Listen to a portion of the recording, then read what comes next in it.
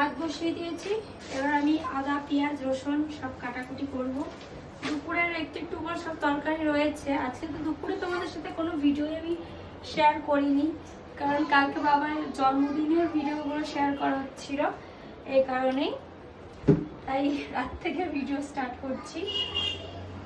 তারপরে এই দুদিন ধরে তাতানের জ্বর, তো ছেলেটাও আমার কেমন খ্যান খ্যান করছে, এই কারণেই আরো আমার ভিডিও করা হচ্ছে না।